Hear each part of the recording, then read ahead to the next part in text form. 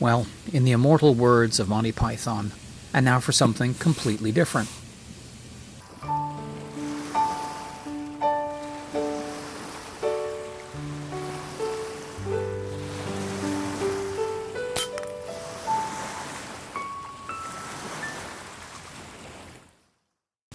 So what do I have here? Well, this is not something I haven't seen before, and I actually honestly surprised the box is as small as it is. I didn't think an air pistol like this would fit in here, but apparently it does. At least I hope that's what's in here. A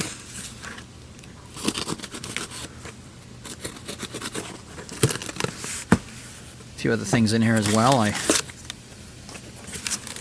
don't need to worry about, but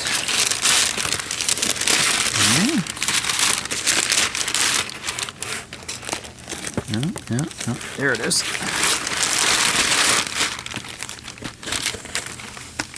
Here's what we're looking for. Oh, it is quite small and compact, isn't it?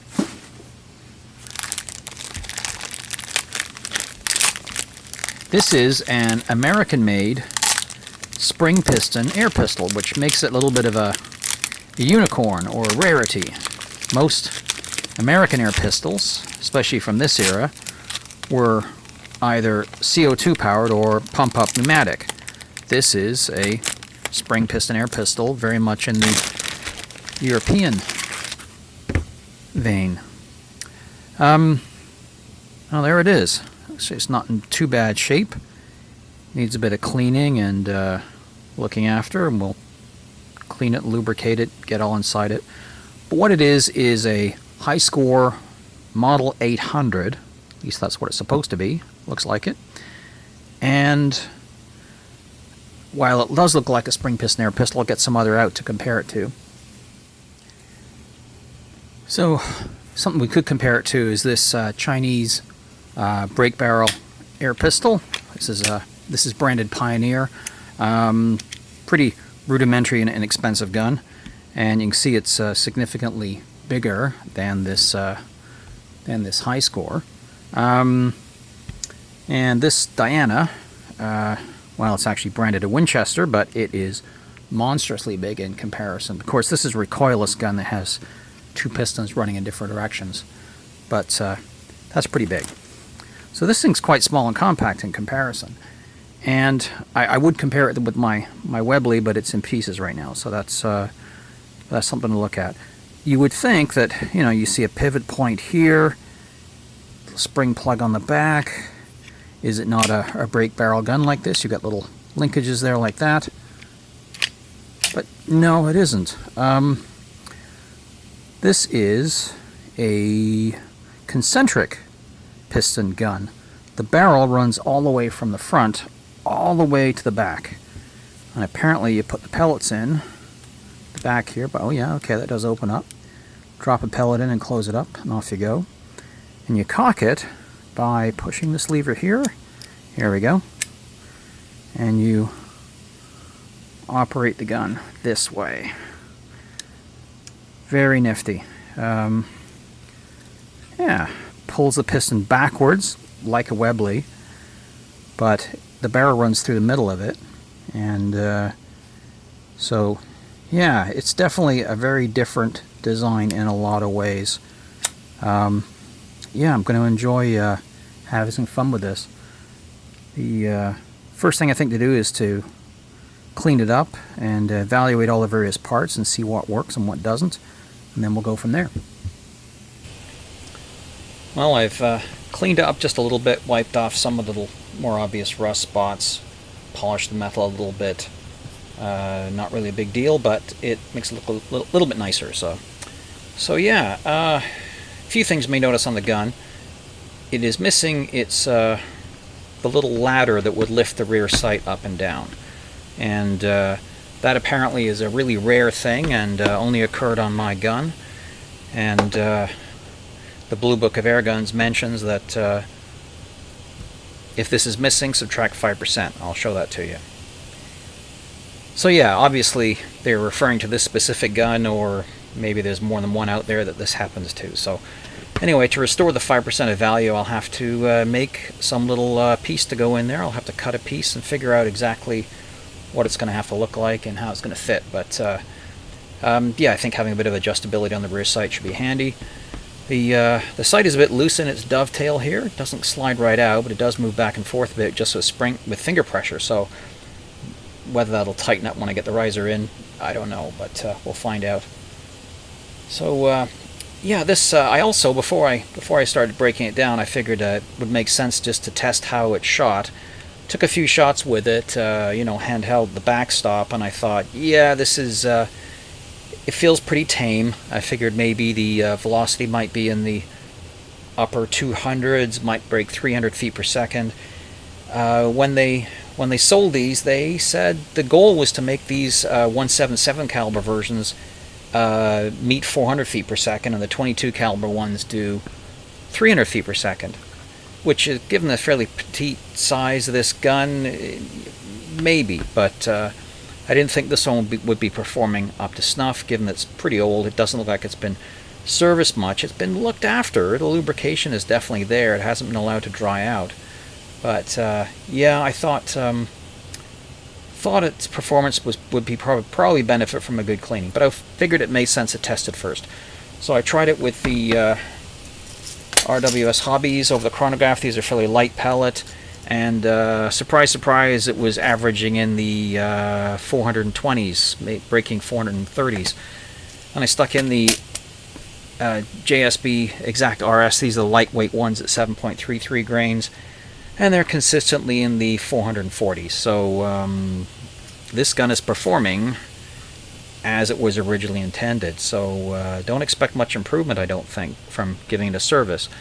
Not that I'm going to shy away from doing that, because yeah, looking at it, the greases and oils have been in there a long time, probably picked up a fair bit of dust and grit over time, and they're probably not performing as well as they should. So to give this gun a life going forward, you know, it's what's it, 50, 60 years old now, so yeah, it should be it's built well enough to last a generation or two more. So anyway, we'll give it a good service and see what we can do. So first things to do is to remove this screw right here. I have loosened it off already because I'm playing with it a bit. It was really tight, but I just screwed it on finger tight there. That's just a collar to lock it. And this pin now, you just pull it right out. Keep that safe.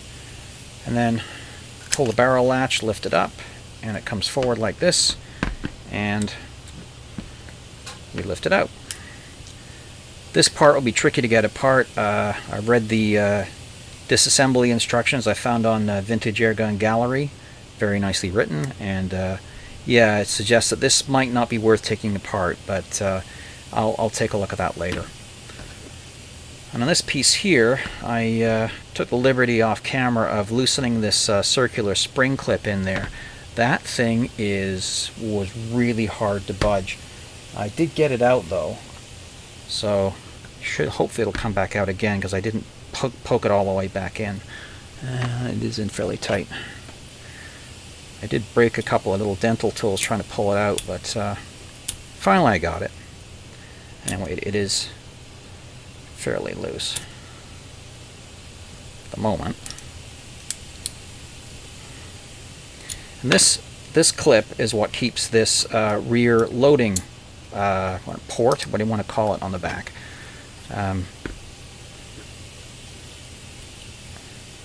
Where's the end of it? It must be here. That's why I can't feel it. There we go. Anyway, you just leave that on there for the moment, and then unscrew this part here, apparently.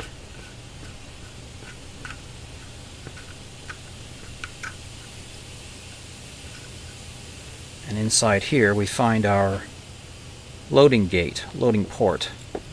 This just rolls back and forth. Let's focus the camera on that a little better. So it just rocks back and forth like this. And there's a spring in here. Guess wraps around it. And the motion of tightening it one way or the other pushes this one way or the other.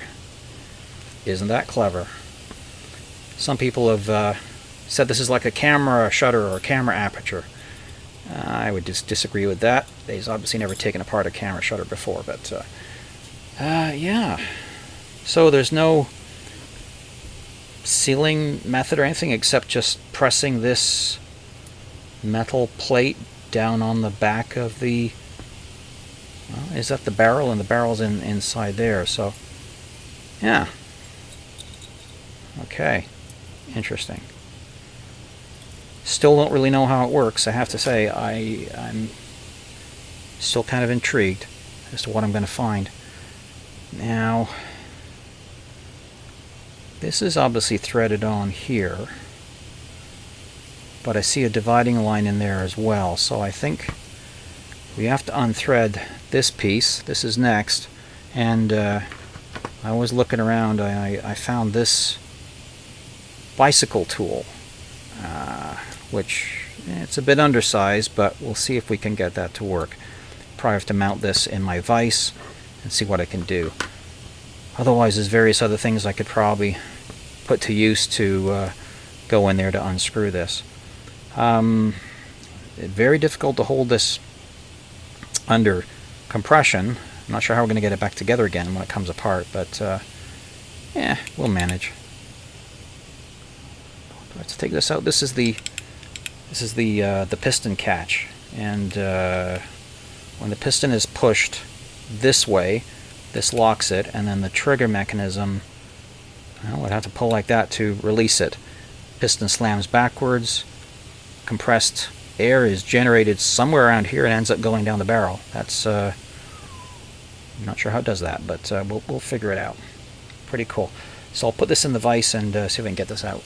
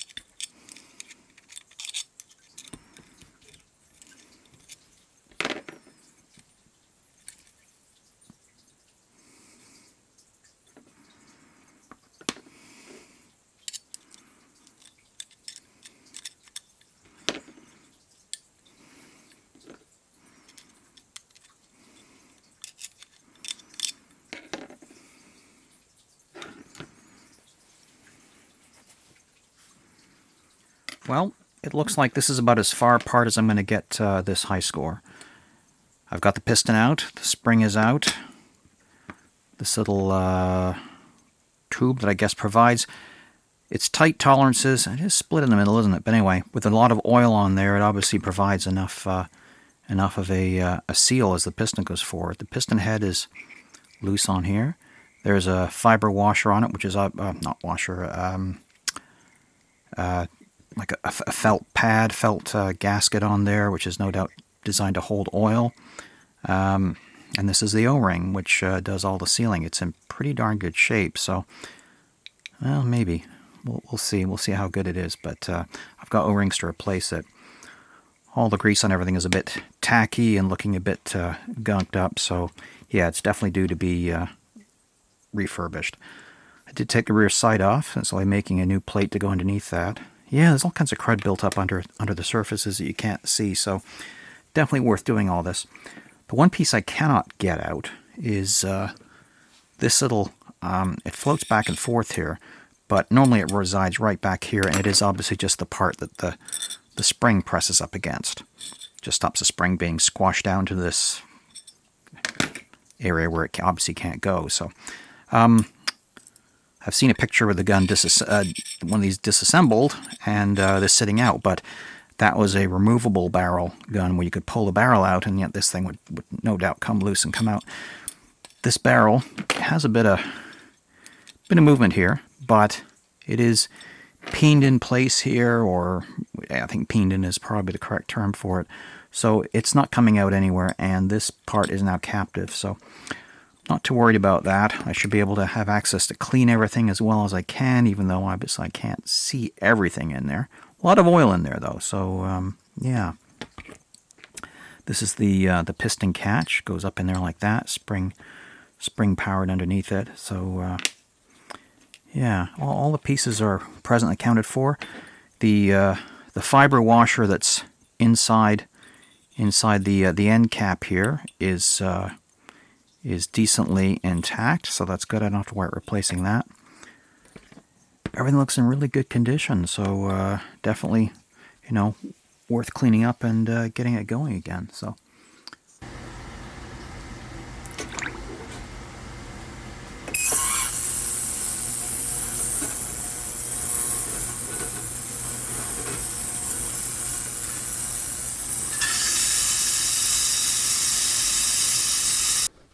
So out of the parts washer, all the bits and pieces are now squeaky clean and ready for relubrication and putting back together again.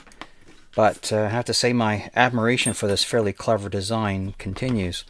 Yeah, I think I said earlier, the one thing I didn't understand about these guns was actually how they worked. Yeah, I know the piston goes backwards and directs air pressure down the barrel. The question is how? How does this happen? It is a bit of a mystery. Still, just a little bit. The tolerances on all these pieces are fairly tight and fairly fine. There's a slight, ever so slight gap around the barrel and this end cap here, which is threaded on, so the barrel protrudes out just a little bit. The piston must make its way down and then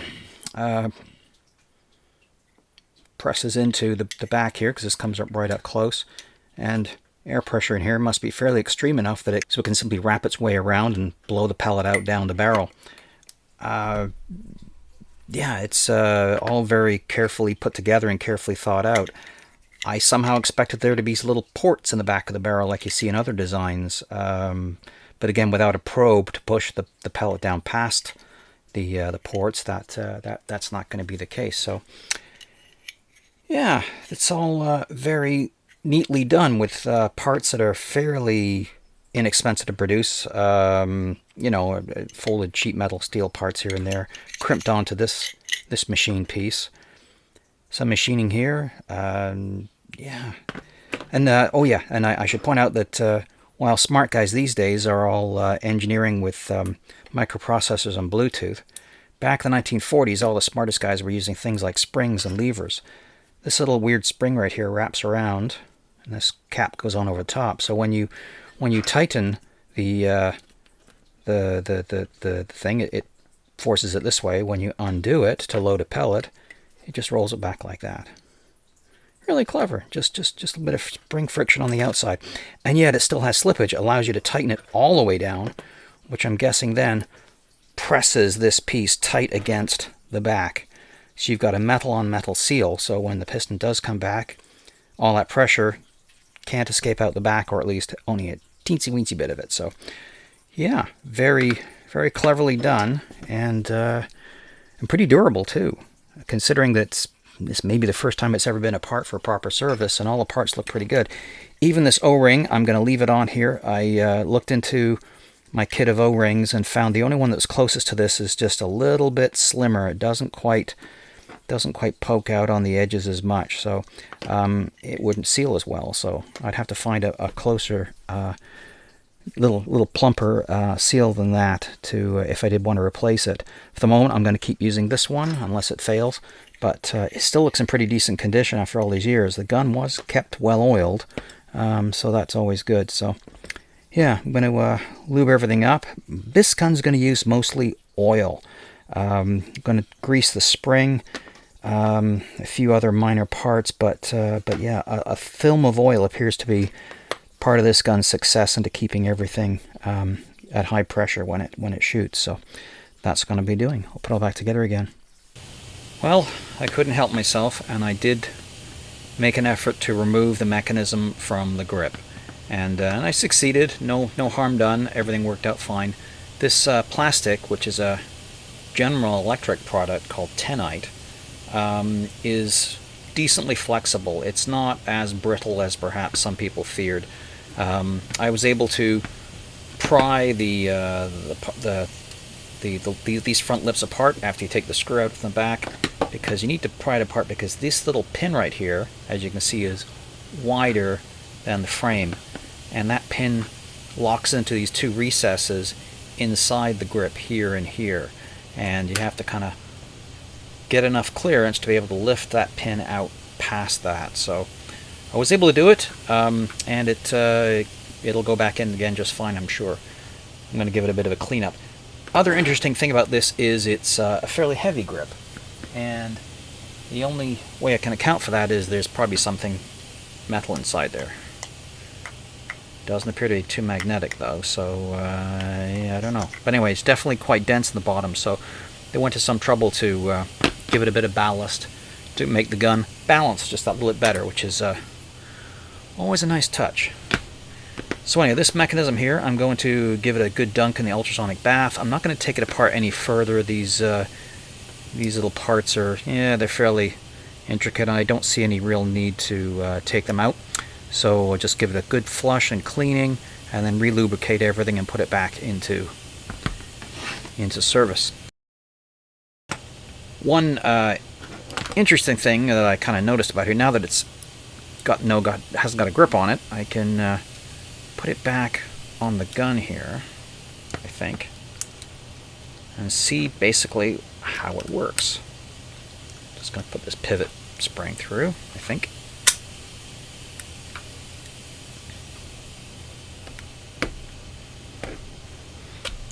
There we go. So the locking catch, this one right here, withdraws these little two bars right there that lock into the surface there like that. So there we go.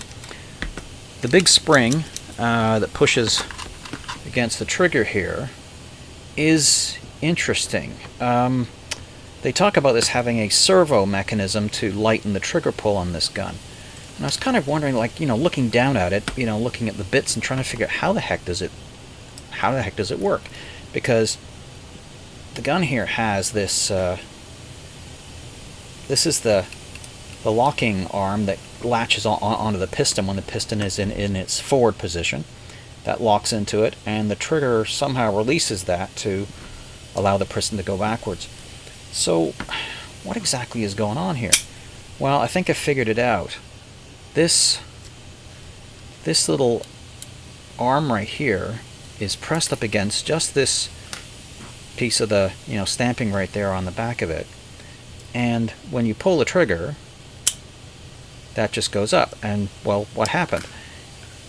This part of the trigger now hits the piston latch. So there's nothing else really going on. Your finger is still pulling the piston latch, but because of this little skip right here, you're simply pushing against, and you get a very light release when that goes, and then all of a sudden your finger's got some acceleration on it, and it opens it like that. So you don't notice that you've just unlatched a fairly stiff piston latch. So pretty brilliant, works quite nicely, and yeah. And I have to say, all these parts are very nicely done. I realize they're stamped metal parts, but the precision is definitely there. So anyway, I will clean this all up and get ready to put it back on the gun. Okay, so all the pieces are back in the gun again. It all went together very smoothly, straightforward, no problems at all, which I guess is the sign of a pretty neat and well thought out design. So yeah. So the next problem, of course, I have is I don't have a rear sight on here. I haven't put it back on yet because I need to reclaim that 5% of my gun's value. It is missing the little ladder adjuster that gives it a bit of an adjustment on the rear sight. That piece is, if you're not kind of familiar with them, I've got a Cooey 22 rifle here. This is an old one from back in the day. I'm pretty sure this was an old gun when I was young, but pretty common at the time to use this ladder type adjuster. Again, a spring steel rear sight. You lift it up a little bit and you can slide this little piece back and forth a bit. Gives a bit more height. Pull it back, it drops it down a bit, at least on this one. That's how that works. And this little piece can just drop out, so it's not permanently attached to the gun, and you guess you can lose them. But this one, of course, is here. Held down quite tightly on this particular model, so I'm gathering that the high score must have been a little looser because, obviously, they go missing. So my plan here is to figure out exactly what it is I have to make. And I did some research on the internet, pulled in Adam Savage, and printed off a photograph of an actual high score rear sight. And let's see, it goes up here, up here, up here. And then this part appears to be just serrated. Probably just to give you a bit of a thumb grip. I don't think that has anything to do with the adjustment. So, and that just comes on down here like that. And this is our piece. Okay, so that's what I've got to make. And this is what the original sight is here. Now obviously this is blown up many times larger. I don't mind that because it gives me a little clearer view of what I'm making. There are several versions of this that I saw. Of course I have no idea what the original one looked like on my particular gun. I can see that some of them don't have this little rear tail on the back. That appears to me to be something to stop it from sliding all the way through and falling out and getting lost. How about that for an answer? Also, this probably butts up against the back of the... so it can't slide out any further back. So maybe that's what that's all about. They try to actually make a piece that wouldn't get lost quite so easily. So anyway, I thought that would be a good idea, since I have no idea what one it originally came with. Now I have to figure out the dimensions of what I'm making, and this is obviously too large, so I'm going to do this in millimeters. So this looks like I've got 110 millimeters on this picture here. In reality, it only measures 65 right there. My gosh, my time to buy a new ruler. My numbers are fading away here. Yeah, about 65 millimeters. No, 63. Okay, so I'll be able to work out the percentage of what reality is to my diagram, and then I can shrink this down by the appropriate amount and then make it out of some sort of appropriate steel.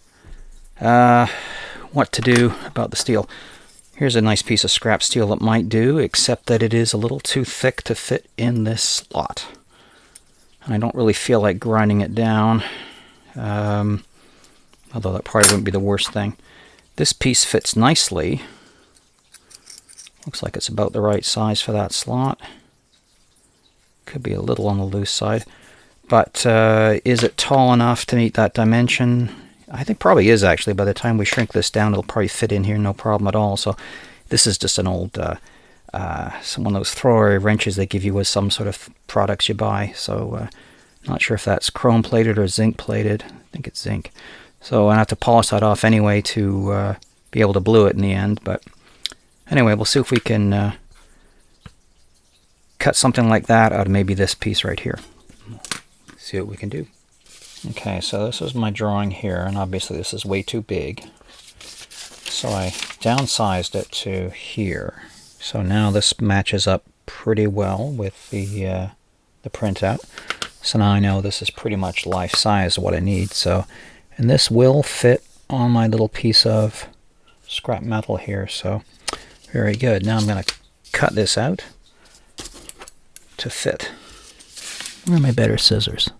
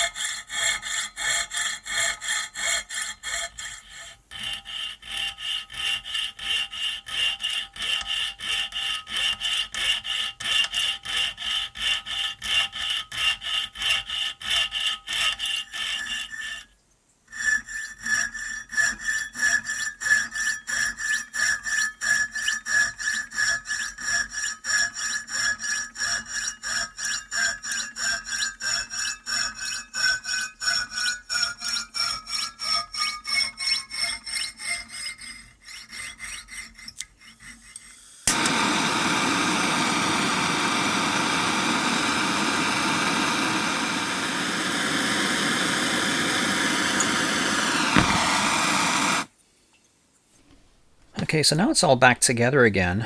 What exactly do we have here? So as we've established, it's a high score 800 target model.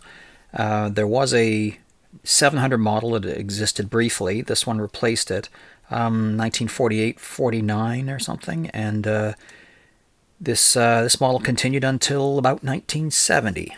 So that's a fairly long run for a gun like this, but it doesn't compare to, say, the run of, say, the Webley air guns that survived from the 1920s into the 2000s with the overlever thing. And I do compare it to a Webley because its size, its compactness, its power, the rearward firing piston, which is always a challenge to shoot well, is, I see it as an American competitor to the British Webley, which is high praise indeed. I'm quite impressed with this gun. How I was always aware of them, but I'd never seen one before, and this has been a really nice, pleasant surprise and a nice welcome addition to my airgun collection. This isn't one that I'm just gonna sell off at some point or trade away. I rather look forward to keeping this around for many years. There was a shorter barreled version of it, sort of snub nose, right like that. And again, it seems like a ridiculously short barrel, except the fact that it goes all the way to the back of the gun again. So probably developed pretty decent power as well. The advantage to this one, of course, would be the longer sight radius, which would help in aiming, presumably. So, but yeah, so why did this gun disappear? I guess the thing with High Score is that they mostly imported most of their guns. Most of the models they had were made for them in Europe or elsewhere. And one they did start importing was this one here. This is my Winchester 363, which is actually a Diana Model 6, and High Score also marketed this one pretty much at the same time, and they called it the High Score 816. So this was not really a target model anymore. This was a true target pistol, recoilless, match grade trigger, the whole works, fully precise adjustable sights. Again, an early version of that. This gun came out around 1960, so by 1970 this design was getting a bit dated, but it certainly made this look even more dated, except the fact that this is nice and trim and compact and something you can, tuck into a holster and take into the woods and that kind of thing, or put into a tackle box. And so, yeah, I think this is a really wonderful gun. And obviously, other people thought so too, because they tried to keep this design, bring it back, by a company called Phoenix in the UK. Was making a version of this, primarily a short barrel version with slightly different cosmetics, different more adjustable sight on it, I believe. And it had the interchangeable barrel. At least the American version did anyway. You could actually, the front section of the barrel was knurled, and you could just slide it right out of the gun, and you can swap from 177 to 22 in a matter of moments, I guess. But this gun here, the barrel is crimped in, peened in pretty tightly, so it's not going anywhere. So 177 it is. But yeah, I've been pleasantly impressed with this gun, and I can see why people get quite fond of them, and I can see why people build airgun collections around them, because not only is there the 177 22 caliber versions, the long and short barrel versions of it, there was a chrome plated version, there were even 4 different kinds of colors of grip. This one I guess is the lighter brown one. I think there was a darker version. There was a ivory styled plastic, and also one that was supposed to look like onyx, the mineral. So different variations out there. No doubt there are little subtle changes here and there that were that crept through over production over the years.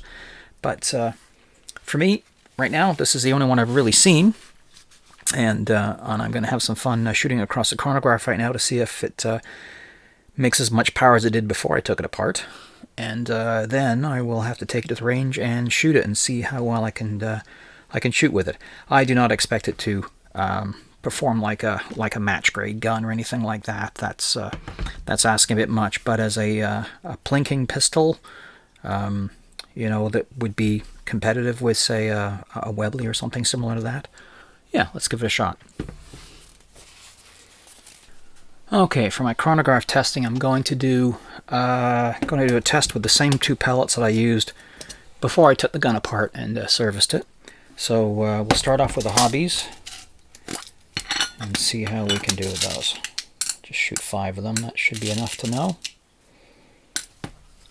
As for cocking this gun, I found that the way to do it is to rest it up against my thigh or my hip, and crank the grip down. I'm going to do this on the bench here, but and then once you crank it open, you close it immediately. Open the back, drop in the pellet, and see what we can do.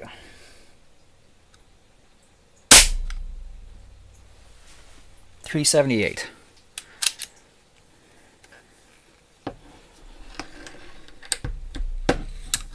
So that's definitely less than I got before.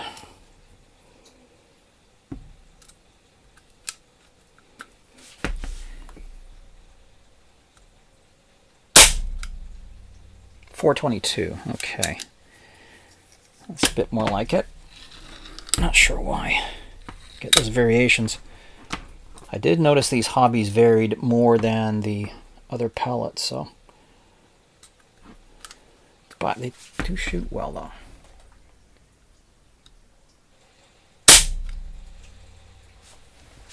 .414.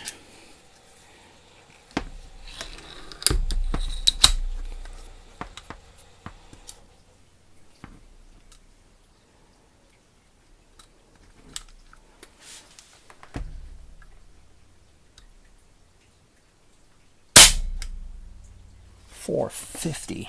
My gosh.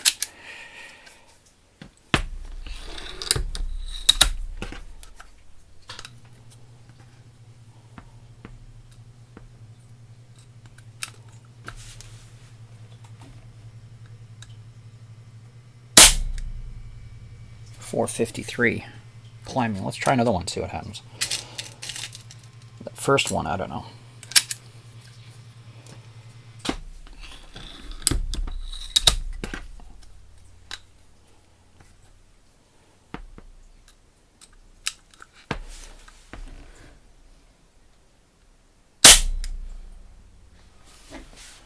.441. Okay, so yeah, that first shot seemed to be a bit of an outlier, so not sure why. Let's try the Exact Express and see if anything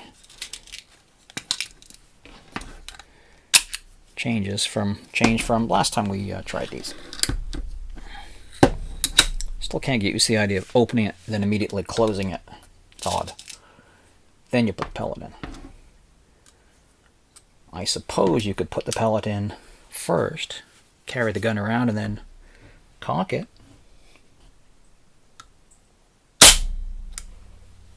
.460. Another interesting and unusual aspect of this gun is how quiet it is.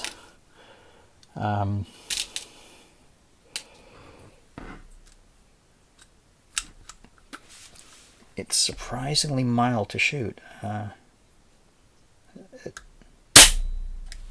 That's what threw me when I first shot it, that .433 there. When I first shot it, I thought the gun sounded weak. That it just wasn't going to be performing all that well. Turns out it was. It's just quiet about it.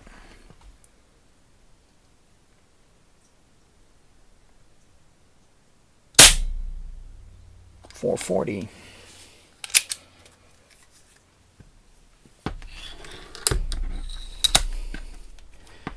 Losing track of how many shots I fired here.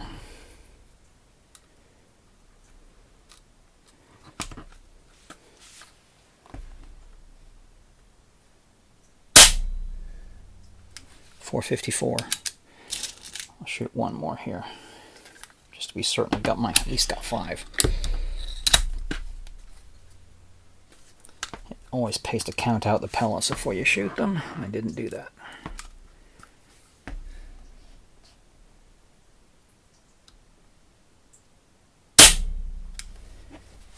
.442. So yeah, hasn't lost any power since I took it apart and put it back together again. A very lovely little gun. Well, next step is to take it to the range and see how well I can shoot with it. So I thought I would change my method of sighting in spring piston guns here. So I benched this on a very soft piece of foam, thinking that it would just steady the gun a little bit and you know, let it naturally recoil. And at first I thought it was doing all right. I shot my first group with the RWS Hobbies here, and the first group turned out, you know, okay, not so bad. Thought maybe I could improve things a little bit. Just a tad under 2 inches here, so a 35mm group. So yeah.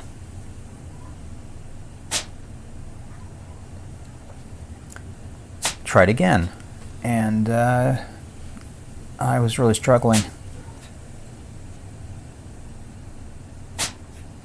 These three don't look too bad, but yeah, then everything just kind of fell apart. So 2 inches there. Believe it or not, I'm not aiming at that target. I'm aiming at the middle one of the 3 on the top there, and these are now shooting way up high and to the right. These are the exact RS pellets, which I thought were going to do well, but aren't. The last shot even went out of the camera's range, but I don't think actually the gun is at fault or the pellets are at fault. I think it's just the technique of trying to, you know, bench rest a gun, even on a soft padding that I was trying to use. I tried the RWS Meisterkugellens with a light hold, then I moved on to a firmer hold to determine. I was trying really hard. I was trying really hard to get this thing to perform, and it was just shooting all over the place, really. You know, this is a over 4-inch group here with these things. They just climbed.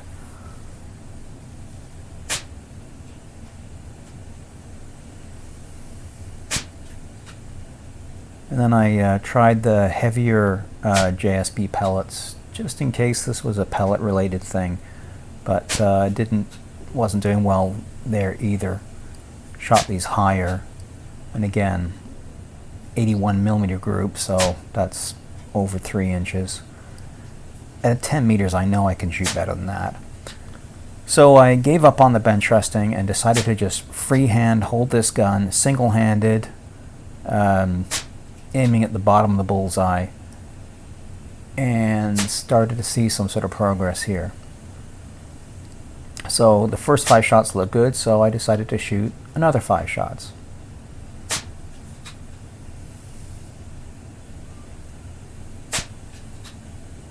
I know this is only 10 meters, but at least I'm keeping them all in the black. So, and after the 10 shots, I thought I might as well fire another 5, give a full 15-shot group here. And yep, a lot of vertical spreading, which is what you probably expect from a spring piston type gun. Not so bad on the side to side. And a 55mm group, that's small than what I was getting when I was trying to fire it from a rest. So, and you can sort of be encouraged that while that's not a target pistol, at least all those shots would hit on a pop can at that distance easy enough.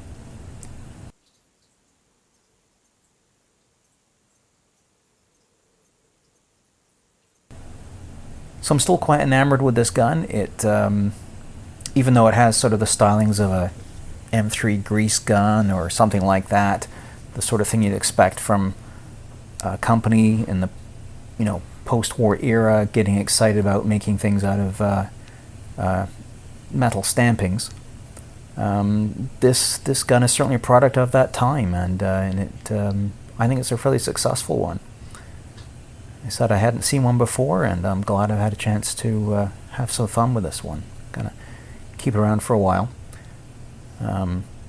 It's not going to compete with any match pistols or anything like that, but I imagine anybody who owned one of these at the time must have been fairly thrilled with owning something like this. So, and if I do come across another one, a different variation of it, yeah, I could see myself buying one. As I said, there's all different kinds out there, different barrel lengths, different calibers, different grips. There's that repeater one, that's a mechanism that is clearly fascinating. So,